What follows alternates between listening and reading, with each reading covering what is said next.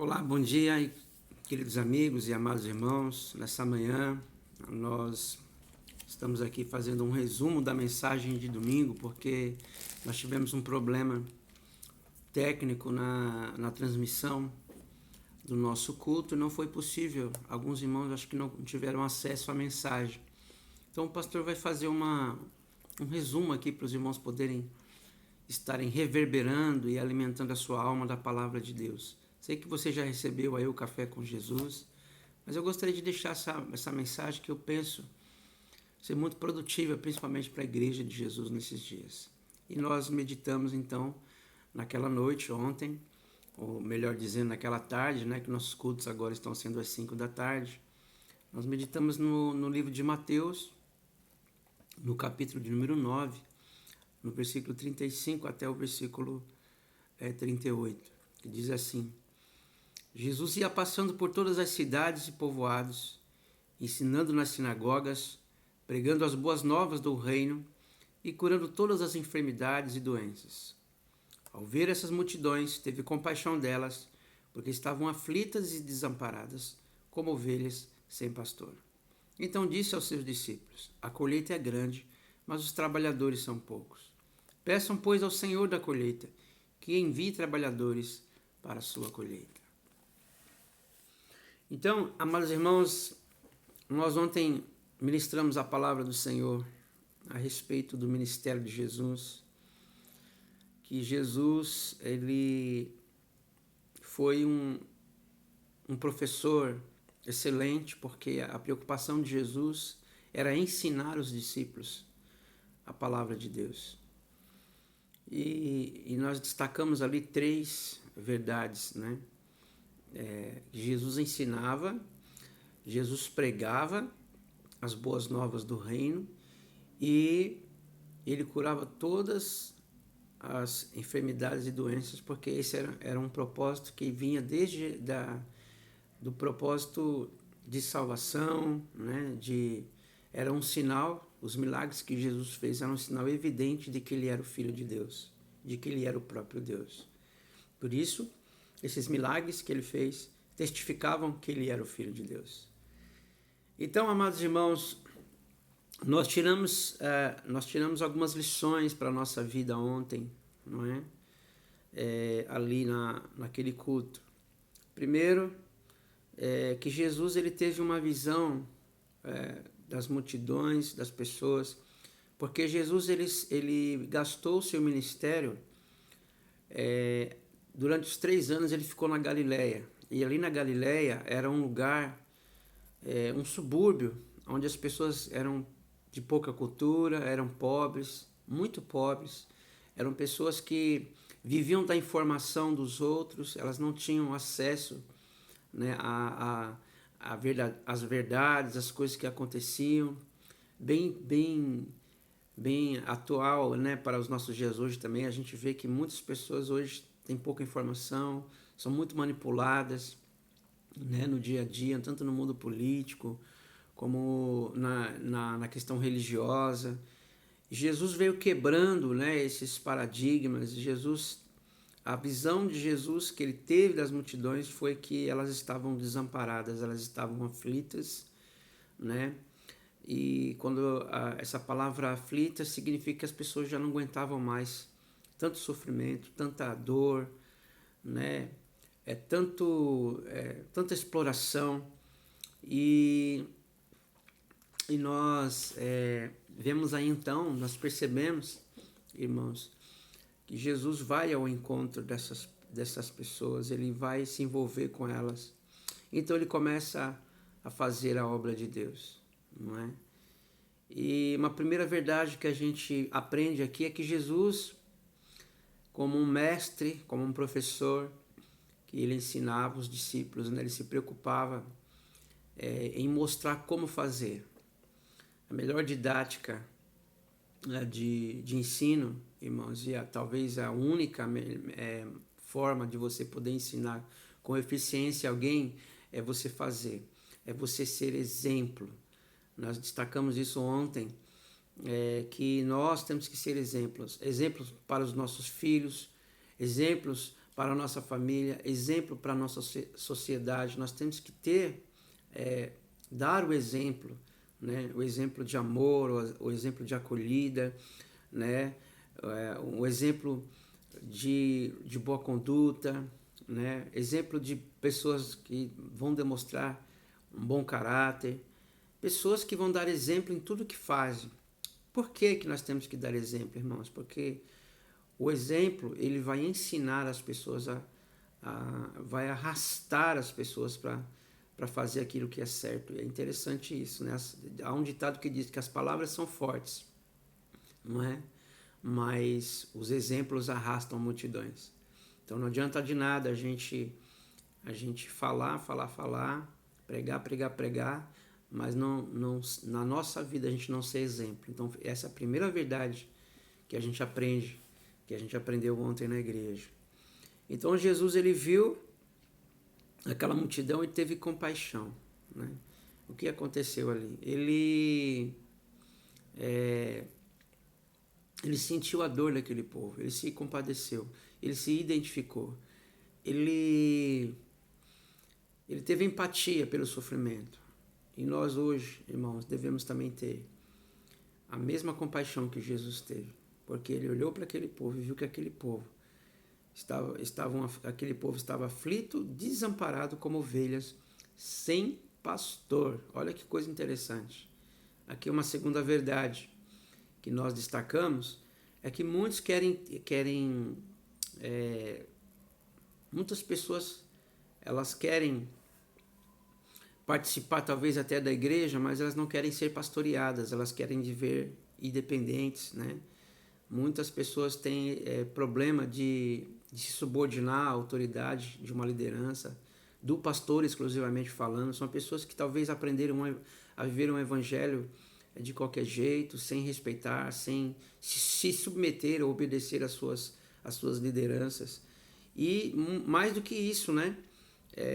Na verdade, uma ovelha que segue sozinha é uma ovelha que está fadada a ser engolida pelo seu lobo, que aqui a gente destacou que é o inimigo, né? O diabo.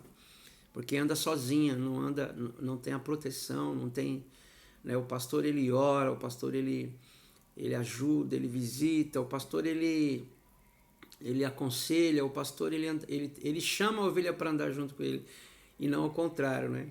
Tem ovelhas que querem que o pastor ande junto com elas, mas é o contrário, o pastor chama, muitas vezes exorta, o pastor talvez traz uma palavra um pouco mais dura, de exortação, né, de disciplina para toda a igreja, para as suas ovelhas, mas o pastor que ama, ele corrige, o pastor que ama, ele não esconde a palavra da verdade, ele expõe a palavra, para que essas ovelhas possam acompanhá-lo e não cair nas ciladas do inimigo, não é?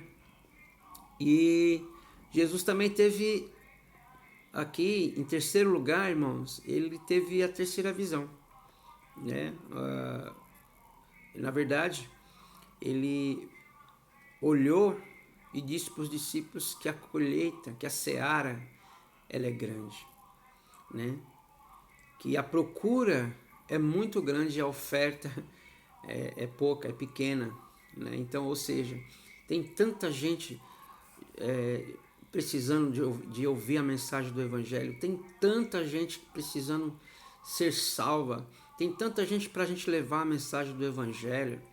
E eu pergunto para os irmãos, já diz o ditado, uma andorinha sozinha não faz verão.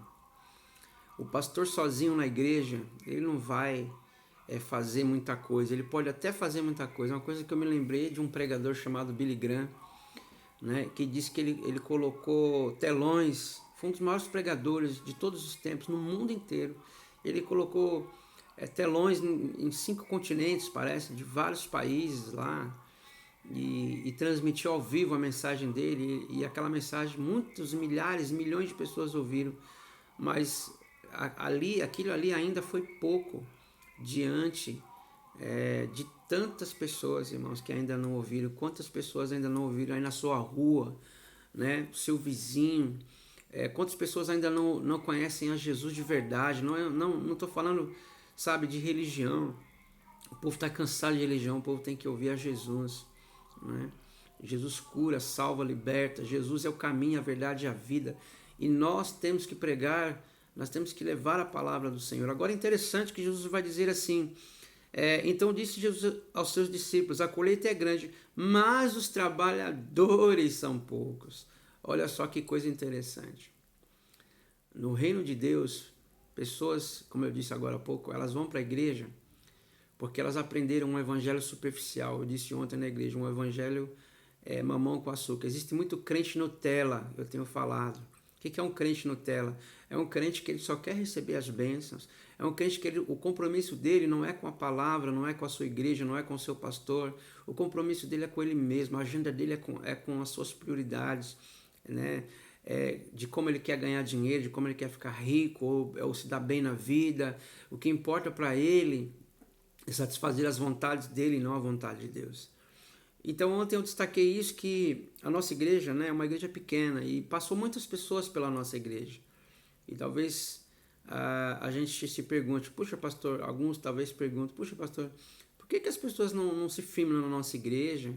Na verdade, as que estão na nossa igreja estão firmes, né, porque essas são trabalhadoras, né?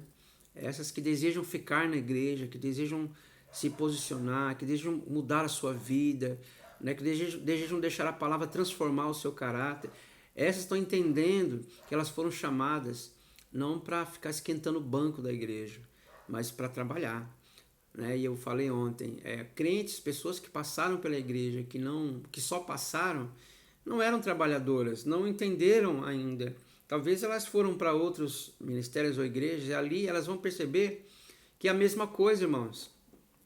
E uma grande verdade que eu quero destacar aqui, quem tem que mudar não é você mudar de igreja, é você quem tem que mudar. É você que tem que mudar a sua mentalidade. É você que tem que falar assim, poxa, eu que tenho que mudar, eu tenho que trabalhar, eu tenho que ajudar o meu pastor. Eu tenho tanta coisa para fazer, irmãos, evangelismo, cuidar das crianças, dar aula, né? Fazer viagens missionárias, contribuir para a obra de Deus, sabe? Ser fiel a Deus em todo o tempo, financeiramente, em todas as áreas da nossa vida, em oração, na leitura da Bíblia, né? Mas nós não vemos isso, porque as pessoas aprenderam a desfrutar de um evangelho que não tem esforço, que não tem trabalho, que você não arregaça as mangas, que você não sobe as ladeiras dos Cardoso, né? O bairro que a gente mora, um bairro que tem muita rua, muita subida, né? E as pessoas não querem. Muitas vezes as pessoas querem chegar e encontrar a casa arrumada. Ontem até falei para os irmãos, a igreja está bonita, né, irmãos? A igreja está arrumadinha, mas esse conforto, irmãos, é por um momento. Na verdade, o que nós temos que fazer é pregar o evangelho, é trabalhar na obra do Senhor. E Jesus, por último, vai dizer que nós temos que orar, pois o Senhor é o dono da seara, né? Ou seja, irmãos, eu estou em paz no meu coração, porque ontem eu fui na roda de obreiros, né? Eu estava no almoço com o pastor, e ele me perguntou, poxa, nos vídeos eu vejo você cantar, vejo você louvar, você parece que faz tudo, você tem que delegar. Aí eu falei para ele, pastor, não é assim tão fácil, né?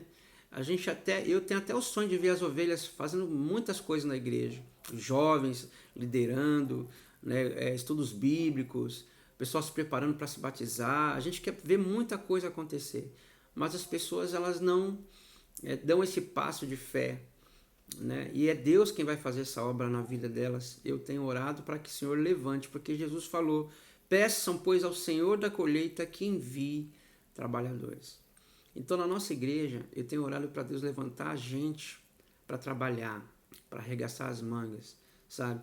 Porque a gente sabe que crítico existe muito, né? Aqueles que fazem as críticas, e as críticas elas são importantes, mas a crítica, como eu costumo dizer, a crítica só pela crítica ela não constrói nada. Agora, quando nós fazemos a crítica, damos a ideia, nos envolvemos e trabalhamos juntos, aí sim, irmãos, a gente tem tudo para ser uma igreja que vai cumprir a tarefa que Jesus nos deu de trabalhar na sua obra. Então, que nessa manhã, essa palavra, esse resumo dessa palavra que eu estou trazendo para você, que você que é um crente no Senhor Jesus, desanimou, pensou em parar, diante de tanta luta, ei, a pergunta que eu te faço, você é um trabalhador ou você está estacionado, você simplesmente acha que porque você foi salvo você não precisa fazer mais nada? Então reveja os seus valores, inclusive nessa questão da pandemia. Eu perguntei para os irmãos na igreja ontem, vocês estavam com saudade dos cultos? Vocês estão com saudade dos cultos? A gente precisou ficar numa quarentena para dar valor, para saber que nós podemos fazer mais, para saber que nós éramos felizes e não sabíamos, né, que a gente podia sair, a gente podia entregar um folheto, a gente podia fazer uma visita para um amigo e orar por ele, pregar o evangelho. Agora a gente está mais restrito a isso. Não é que a gente não pode mais fazer isso, mas Deus está chacoalhando a igreja. Deus está chamando você para um compromisso mais sério, mais íntimo, sabe?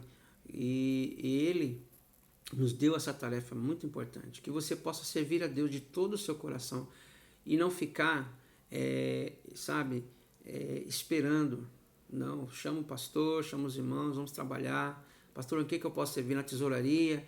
Pastor, eu posso ser a secretária da igreja. Pastor, eu posso cuidar das crianças, eu posso dar aula. Pastor, olha, eu posso ajudar na cozinha, a gente pode fazer um mutirão aqui, né? E vamos sair pelas ruas Cardoso, região. Pastor, vamos contribuir para a obra missionária, para a evangelização mundial.